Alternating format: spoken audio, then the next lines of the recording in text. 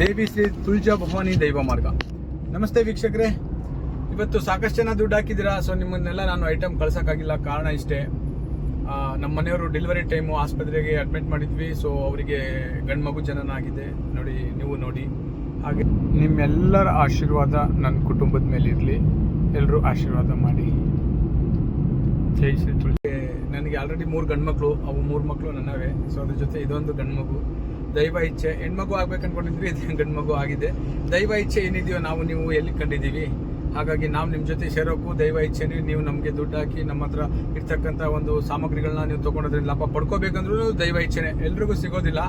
So ಸಿಕ್ಕಿರೋರು ನೀವು ಪಡ್ಕೊಳ್ಳಿ. ನಿಮ್ಮಿಂದ ನಮಗೆ ನಿಮ್ಮ ಸೇವೆ ಮಾಡೋ ಭಾಗ್ಯ ಸಿಕ್ಕಿದೆ. ಅದಕ್ಕೆ ನಾವು ಅದೃಷ್ಟ, ನಾವು ಪುಣ್ಯವಂತರು ಅಂತ ಹೇಳ್ಬೋದು.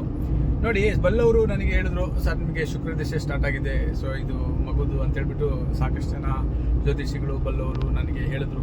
ಸೊ ಅವರಿಗೆಲ್ಲ ಧನ್ಯವಾದಗಳು. ಹಾಗೆ ಶುಕ್ರ ದಿಶೆ ನನಗೆ ನನ್ನ ಮೊದಲನೇ ಮಗನಿಂದಾನೇ ಸ್ಟಾರ್ಟ್ ಆಗಿತ್ತು. ಆದರೆ ಈಗ ಅದ್ರದ್ದು ಜನಗಳಿಗೆ ನಾನು ಸ್ವಲ್ಪ ಮೀಡಿಯಾ ಮುಖಾಂತರ ಪರಿಚಯ ಆಗಿರೋದ್ರಿಂದ ಸೊ ಹೇಳ್ತಿದ್ದಾರೆ. ಸೊ ಸಂತೋಷ. ನಿಮ್ಮ ಆಶೀರ್ವಾದ ನಮ್ಮಲ್ಲಿರಲಿ. ಹಾಗೆ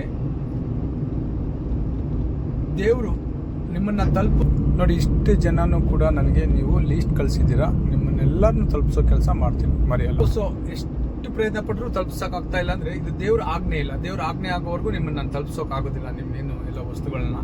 ಹಾಗಾಗಿ ಅವನು ತಲುಪಿಸೋವಂಥ ಸಂದರ್ಭ ಬಂದಾಗ ನಾನು ಏನು ಮಾಡಿದ್ರೂ ತಡೆಯೋಕ್ಕಾಗಲ್ಲ. ಅದು ನಿಮ್ಮನ್ನು ತಲುಪುತ್ತೆ. ಹಾಗೆ ದಯವಿಟ್ಟು ಸಹಕಾರ ಮಾಡಿ. ನಿಮಗೆ ನೀವು ಕೊಟ್ಟಿರ್ತಕ್ಕಂಥ ಎಲ್ಲ ವಸ್ತುಗಳನ್ನು ನಾನು ನಿಮಗೆ ಸೇರಿಸ್ಬೇಕಾಗಿರೋ ಆ ವಸ್ತುಗಳನ್ನೆಲ್ಲ ಖಂಡಿತವಾಗ್ಲೂ ಸೇರಿಸ್ತೀನಿ. ನೋಡಿ, ಲೀಸ್ಟ್ ಇಷ್ಟುದ ಇದೆ.